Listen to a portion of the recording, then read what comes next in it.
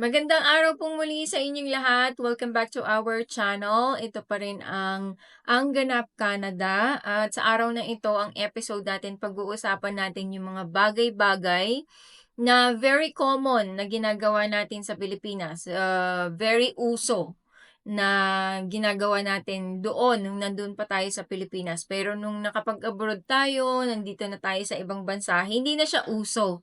Hindi siya very common na pinapractice dito sa ibang bansa na kagaya ng Canada.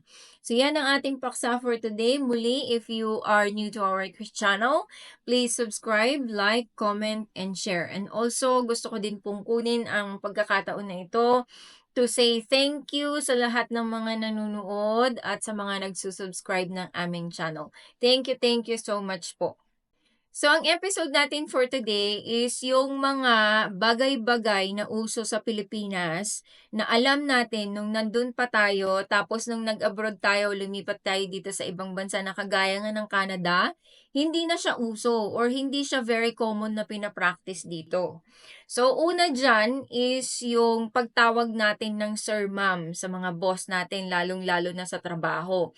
I think this is very common kung mataas ang katungkulan mo, ikaw yung may-ari, ikaw yung manager, ikaw yung boss sa pinagtatrabahuhan, gusto nila ina-address natin sila or tinatawag natin sila na sir, ma'am. Yan ganon. Pero nung lumipat ka dito sa Canada, tinawag mong sir or ma'am yung boss mo, yung amo mo, o yung may-ari ng pinagtatrabahuhan mo, ayaw nila yung gano'n. Mas gusto nila, prefer nila yung you address them first name basis sa pangalan nila. Yun ang uso dito. Hindi uso yung sir, ma'am dito. Mas gugustuhin nila yung i-address mo sila sa pangalan nila. First name basis. Parang yung sir, ma'am, I think sa Pilipinas lang talaga natin yan pinapractice. Yan. Tapos yung pangalawa, gusto kong i-point out yung Filipino time.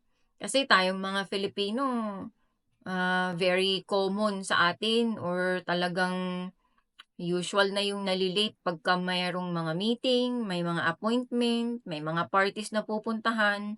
Talagang ano na yan, very common na yung nalilate tayo, 1 oras, 2 oras, pinag-aantay mo yung mga kasama mo doon. Pero nung pumunta ka dito sa Canada, ay hindi na puwede 'yun. Kasi dito talagang you have to respect everyone's time. Napaka-importante 'pag na-late ka, siguro 5 minutes tops, 'yun ang pinaka-acceptable na late mo. Tapos dapat 'pag mali-late ka, tatawag ka, i-a-advise mo sila na you're gonna be late kahit 5 minutes, 10 minutes. Kailangan aabisuhan mo yung ka-meeting mo, yung kakita mo, or yung pupuntahan mo na appointment mo, yung mga gano'n. Kasi importante 'yan. Hindi talaga acceptable yung Filipino time dito sa Canada, lalong-lalo na. Kagaya dun sa clinic namin, pagka nakapag-appointment ka ng 11, 1 o'clock, kung ano yung time na appointment mo, dapat nandun ka. After 5 minutes, kung hindi pa nag-appear yung pasyente, tinatawagan na talaga namin siya. Are you still coming to your appointment? Do you want to reschedule? Ganyan. So, dapat sasabihan mo yung mga tao na nag-aantay sa'yo. Ganon. So, hindi uso yung late-late dito. Dapat on time. Ang mga tao dito sa ibang bansa, lalong-lalo na dito sa Canada, on time talaga. Kasi very unrespectful yung mga ganon. Pagka nalilate ka, tapos hindi mo sila aabisuhan. Yung pangatlo is giving tips. Very common yan. Lalong-lalo na pagka yung kumain kayo sa restaurant, loob ng restaurant, umupo kayo doon, tas may nag-service sa'yo na waitress or waiter, ganyan. So, usong-uso yung pagbibigay ng tips.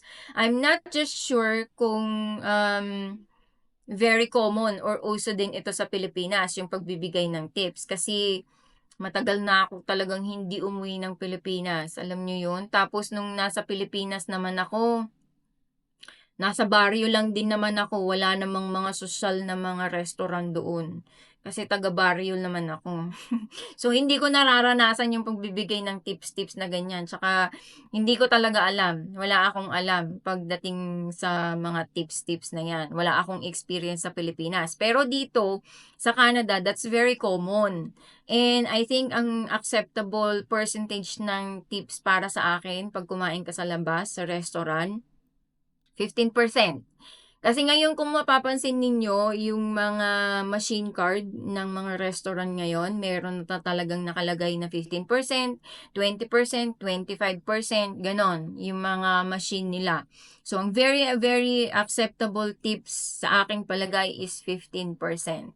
And ano naman yon, very justifiable naman yon kasi nagserbisyo naman sila sa inyo. Yung dinala nila yung pagkain, dinala nila sa inyo kung ano may request kayo, tubig, drinks, mga ganun. Dinala nila lahat. So, it's very justifiable. I think, okay lang na magbigay ng tips. Lalong-lalo na kung umupo ka dun sa restaurant, dun yung kinain yung food, I think, okay lang yon. Okay, number 4, sa mga gas station sa Pilipinas, 'di ba? Usong-uso yung mga may ang mga gas attendant na tutulong sa 'pag nag-gas ka. At least dito sa Canada, sa lahat ng gasolinahan na napuntahan ko na, wala talagang mga gas attendant. So, kami-kami ang naggagasolina ng aming car. So, hindi uso yung mga gas attendant dito sa Canada. Kung uso yan sa Pilipinas, dito, pagdating mo dito, wala nang ganun-ganon. Ikaw ang mag-fill up ng iyong car. Kahit malamig sa labas, kailangan tiisin mo, fill up mo yung car mo. Wala kasi mga attendant na ganyan. So yan, dapat tatandaan mo yan. Tapos dito sa Canada, importante, pedestrian first. Sa Pilipinas, kahit na siguro nakikita natin na meron nang nag-aambang tatawid sa pedestrian or kahit saan, hindi hihinto ang car.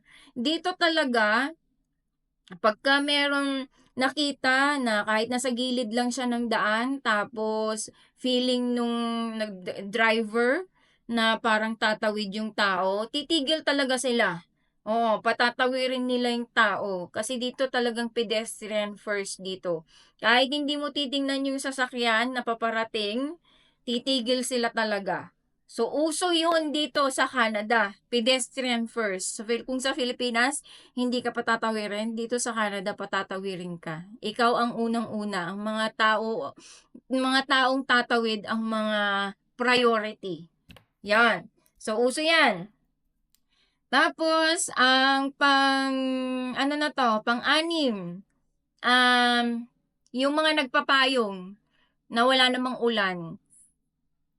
Na-experience ko talaga yan nung bago ako dun sa pinagtatrabahuhan kong bakery, sa Italian bakery shop. Sabi ko dun sa kasama ko, "Girl, do you have umbrella?" Sabi ko sa kanya kasi noon yata tag-araw dito, summer. Tirik na tirik yung araw. Tapos sabi nung puti sa akin, sabi niya, "Why? Is it raining outside?" Sabi niya gano'n, takang-taka siya, sabi niya. "Hindi," sabi ko, "kasi mainit, maaraw, the sun is out." Sabi ko, "It's too hot." Sabi kong gano'n. Tapos, tiningnan niya akong gano'n, very, very confused yung mukha niya. Yun, kaya hindi uso ang nagpapayong dito pagka maaraw. Nagpapayong lang sila pag merong ulan. So yan, hindi yan uso dito sa Canada, yung nagpapayong pag maaraw. Nagpapayong lang pag may ulan. Yan, tandaan nyo yan ha. Tapos yung susunod, pag may mga parties dito, ang party nila dito ay hindi kagaya ng ini-expect natin na party na talagang maraming pagkain, maraming drinks, ganon. Ang party nila dito is puro pika-pika lang. Yan, may kukwento ako sa inyo, katrabaho namin sa dental clinic. Nagkwento siya, kinaumagahan, pumasok kami sa trabaho. Sabi niya, I hosted a party last night. Sabi niya gano'n, tuwang-tuwa daw yung mga guest niya, nabusog daw yung mga guest niya, sabi niya gano'n. O di kami naman na kinukwentuhan niya, talagang excited din kami. Sabi niya, "I'll show you some pictures." Sabi niya. Di, pinapakita niya yung mga picture sa amin. Sabi nung kasama ko, si ate, dun sa trabaho namin, Where's the food? Sabi niyang ganon. What do you mean, where's the food? There's the food. Sabi niyang ganon. Eh, yung mga food niya, parang ano lang, mga biscuit, mga ganon. Tapos yung, alam niyo yung deli? Na yung mga tinatabas na mga karne, yung pangpalaman, ganun lang. Tapos may mga, I think yung, ano ba yun, may chocolate siyang sneakers na nilagay sa isang bowl, tapos meron silang punch juice na ganon, konting-konti lang talaga. Kaya natawa kami ni ate nung sabi ko, where's the food? Wala talaga. Hindi ganun ang party sa ating mga Pilipino. Kaya dito, hindi uso yung pabonggahan na ano, sa mga puti, yung mga maghahanda sila ng ang dami-daming potahe. Yung meron pang whole roasted pig, yung ganon.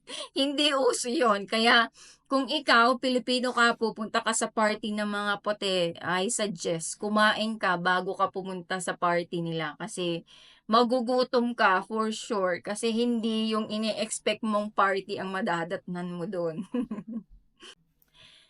Christmas celebration over Thanksgiving. So dito, sa Canada, hindi masyadong magarbo ang Christmas dito. I think sa palagay ko, mas piniprefer pa nila yung Thanksgiving na naghahanda sila, turkey, marami silang handa pag Thanksgiving.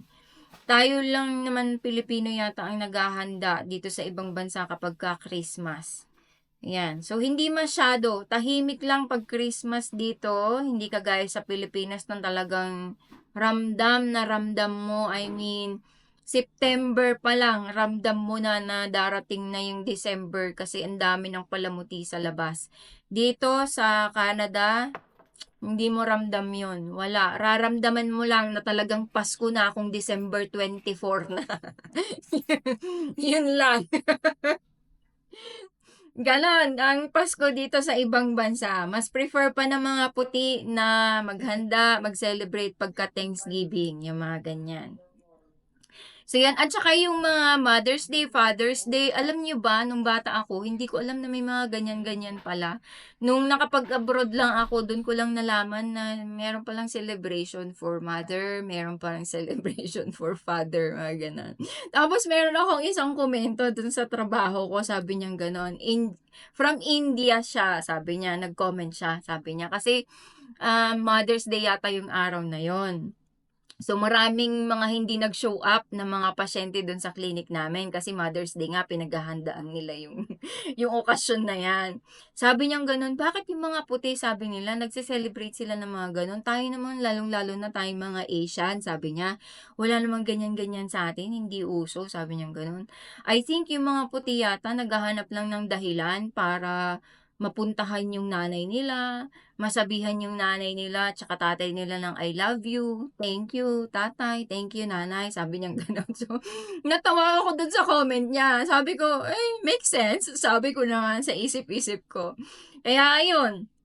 So, dito sa Canada, hindi masyadong sineselebrate ang Christmas. More often than not, Thanksgiving, Father's Day, Mother's Day, at saka yung mga ibang okasyon nila ang mas pinabobonggahan nila. Alam nyo, naalala ko, Halloween. Ayan, mas bongga pa ang Halloween sa kanila dito kaysa Christmas. Yan, totoo yan. Mas maraming dekorasyon ang mga bahay-bahay nila pagka Halloween. Yan, okay. So, tapos na yan. So, tapos yung susunod na uso sa Pilipinas na hindi uso dito sa ibang bansa. Hindi ko alam kung I think yung susunod ko is very personal choice, preference, or cultural. Kasi marami sa mga kakilala ko, at least, hindi sila naliligo araw-araw. Hindi ko alam yun lang yung palagay ko. Mag-comment kayo kung meron kayong gustong sabihin tungkol dito sa sinabi ko Pero yung mga puti, I'm sorry pero talagang napapansin ko, madalas yung mga kakilala ko, hindi talaga everyday yung ligo nila, merong schedule. Yun. Yun lang ang masasabi ko kasi yun yung napapansin ko madalas sa kanila. Tapos yung susunod dito, yung mga bata, after ng grade 12 nila, pwede na silang magtrabaho. Nakakapagtrabaho na sila, hindi yun, hindi talagang nire-require ng mga magulang nila na dapat mag-college ka, matapos mo yung bachelor's degree mo, university degree mo, hindi.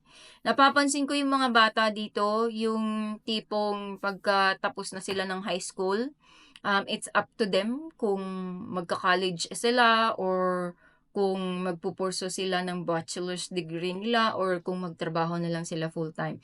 Kasi I think dito pagka yung mga ganong edad na, 17, 18, talagang ano na, suportahan mo na yung sarili mo. Pwede ka na magsarili, pwede ka nang umalis ng bahay mo at kumuha ka na ng apartment mo. Yung mga ganong edad, 18, 19, 20, basta ano ka na, yung edad mo ay mga ganun na, kaya mo nang suportahan yung sarili mo. So, hindi yun nire-require ng mga magulang nila na dapat meron kang ganyan. It's your choice na kung ikaw ay bata dito sa Canada. Yun lamang po ang aking masasabi dyan sa ating episode for today, sa ating topic na uso sa Pilipinas. Very common na ginagawa natin dito, pero pagdating mo dito sa ibang bansa na kagaya ng Canada ay hindi na siya uso or hindi common na ginagawa. Yun po. Kung meron po ako nakalimutan, gusto nyo pong idagdag dyan sa mga sinabi ko, mag-comment po kayo dyan sa comment section dahil gusto ko din pong malaman kung ano-ano pa yung mga very common na ginagawa natin dito sa Canada para malaman din ng ating mga kababayan sa Pilipinas na nagnanais na pumunta din dito sa Canada para alam din nila kung ano yung dadatnan nila. Thank you so much po sa lahat ng mga nanonood. And again, ito pa rin ang Anganap Canada. Please subscribe, like, comment, share ang ating mga video. Thank you so much and until the next episode. Magandang araw. Bye-bye!